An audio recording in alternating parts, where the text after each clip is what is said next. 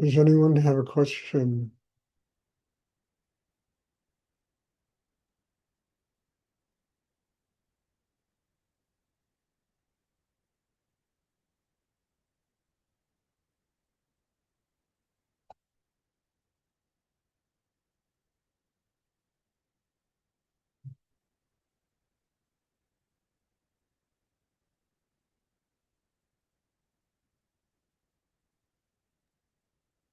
Stuart, it's Sarah.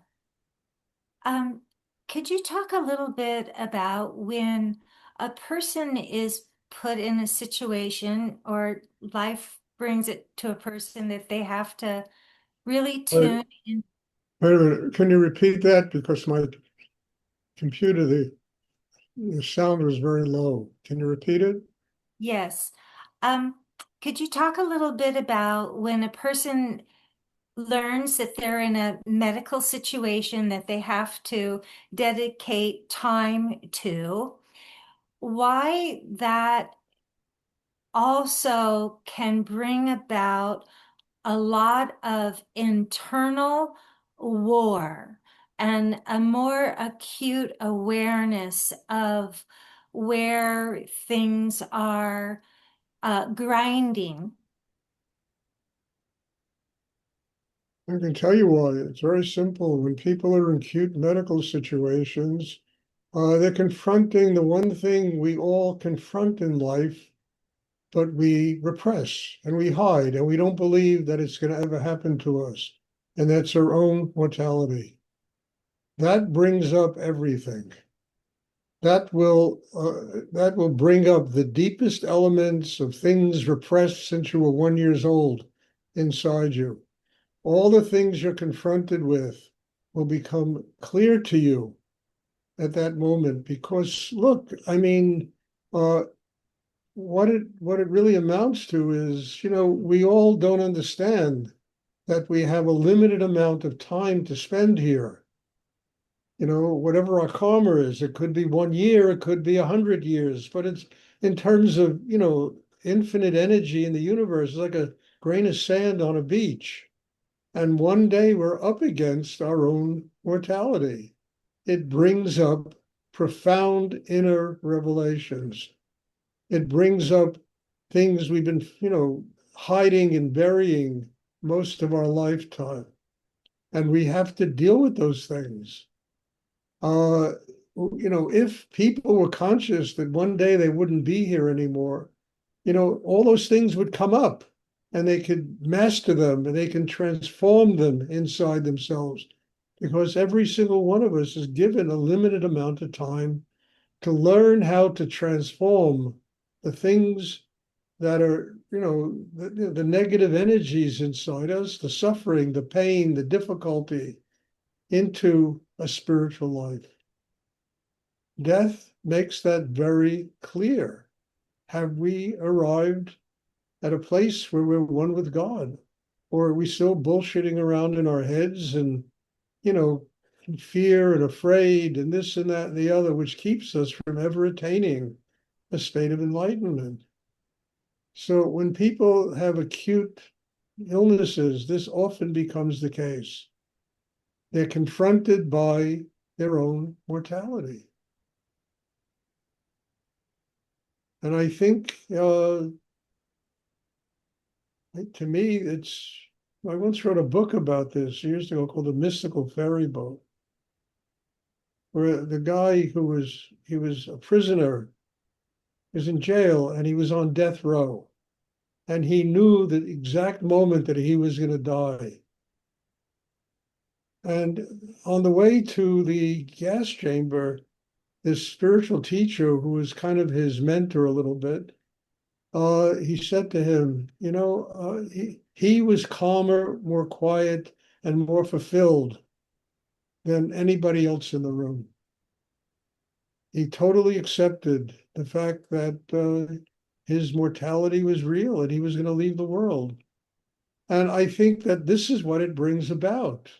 Now, I'm not saying people should commit suicide. You don't have to do that. But we have to come to terms with the fact that we are given a limited amount of time here.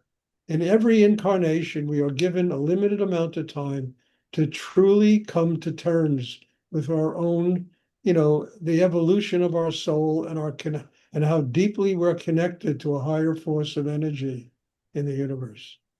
This shouldn't scare people. It should really make them work on themselves. I mean, the prisoner in my book on death row, he wrote a manifesto called The Mystical Ferry Boat.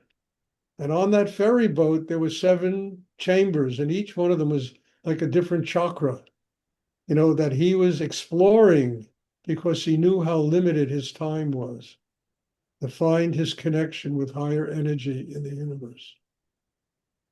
So what I'm saying is that none of this should frighten people.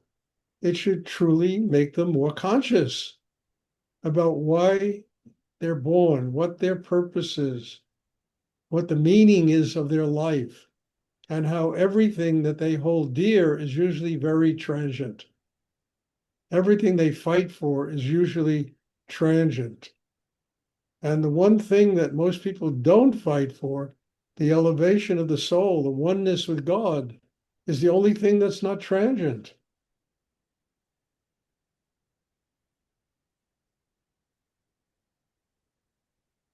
So, I think it's clear what I'm talking about. And generally, when people get very sick, they are confronted with this. They have to deal with the fact that, look, in maybe 2 months, a year, a day, they'll no longer be here. Did they attain a state of light enlightenment in this lifetime? Or even an openness that enables them to carry on whatever they've learned in this lifetime to the next lifetime, so that the growth process continues inside them.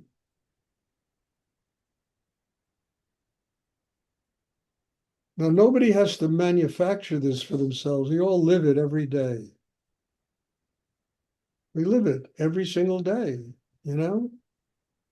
How precious was this day? How much did we do in this day to grow spiritually? How much did we do in this day to live with an open heart, you know, to build a system inside that was connected to higher energy in the universe?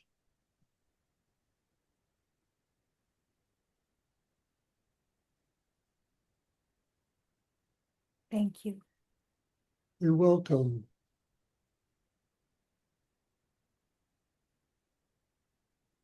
And, look, if somebody is severely ill, what they're really fighting for is not another 10 years of being on the earth. Understand? They're fighting inside themselves, or at least struggling inside, to learn that God is love. That's what they're here to learn.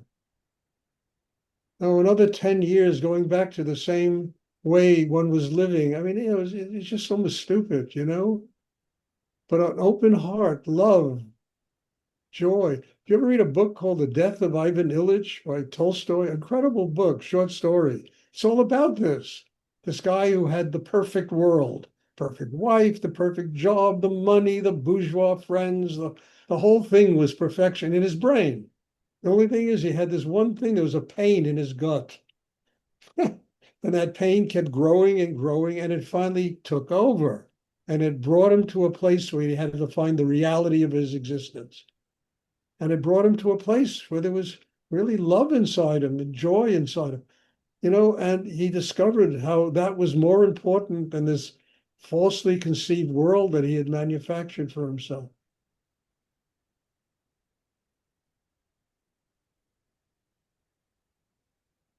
So the goal isn't another 2 years, 5 years. All right, that's okay, The goal is, can you live that other 2 years and 5 years with a connection to higher energy in the universe, with love, having a spiritual life?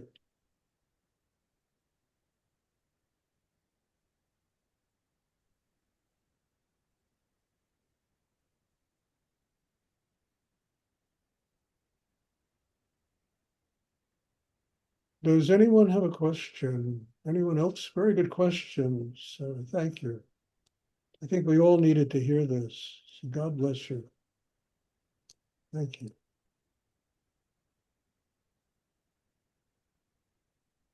Does anyone else have a question that would I have a question, Stuart, Chris. ask? Thank you. That was just what I needed today for sure. But I just would like to ask you, think you look very different since the retreat, and you have other lines in your face and your head, and it's amazing to see that. Well, what's the question? I I guess there isn't a question. It's just beautiful to see. Well, Thank look, you. Chris, this was, I mean, I'm sorry, half of you missed this thing. What went Yeah. on last weekend was so extraordinary and so profound, deeply changing not only me, but everybody that was there. I mean, it was a remarkable weekend. And as I say, I'm sorry. I'm looking around here. Probably 60% of the people here missed it. Understand? It was a weekend of major transformation. That's what my classes have been. Every class I do is like that now. It's what they're becoming, you know? And people should take advantage of this. You know, where the hell are you going to find anything like this? And it's always, oh, the money, the this, the that, everything can be put aside. And if you need to do it, people will find and if enough people registered, I would find a big enough place that I wouldn't do it in my apartment. When I can fit, I think 18, 19 people in here. And if there were more people, I may go to Stony Point and, talk to them about doing it and have a bigger place to do it. But what I'm saying is, there's always an excuse not to do. And there's always a major reason to do. And that is spiritual growth, change, transformation, deeper sense of your own reality. And somebody who's willing to take you on that voyage. I mean, I had lunch with Ellie today, and walking back from the restaurant, I thought I was going to fall on my face. I was so tired. I mean that. That's how profound and difficult this weekend was. I thought I was just going to fall down. I had to go up and I was going to go to the gym and work out and get some exercise. I just went and just lied down. We have a thing here called the beamer, and I was lying on the beamer, trying to get something to help me. Anyway, what I'm saying is it's work, it's very hard work. But what it does is it fixes all these places inside that need to be transformed and changed. And why miss things like that? I don't get it, I really don't get that. There can't be an excuse. That would say, I'll go. Let me go. I mean, there are people that spend 5, 6, 7 days. Joe came from Belgium. It was wonderful having him here. Marcia was here from Brazil. Ellie was here from Israel. He's still here. God bless him. He's leaving tomorrow. And, people came from all over the world.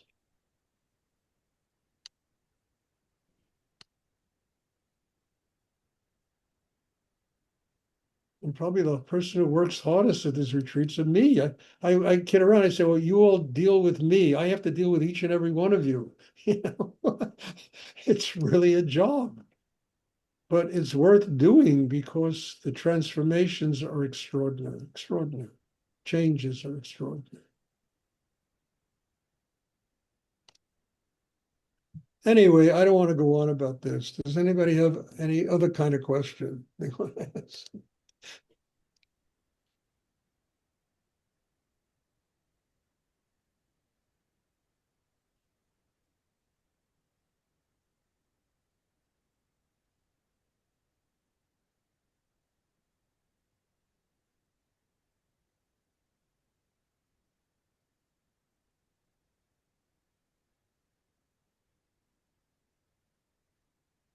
Okay, if there are no more questions, then there will be meditation tomorrow at 1 o'clock and also at 7:30. Jennifer will teach the class at 7:30. And again, thank you. God bless you all. Thank you for being in my life. And I'm looking forward to seeing everybody soon.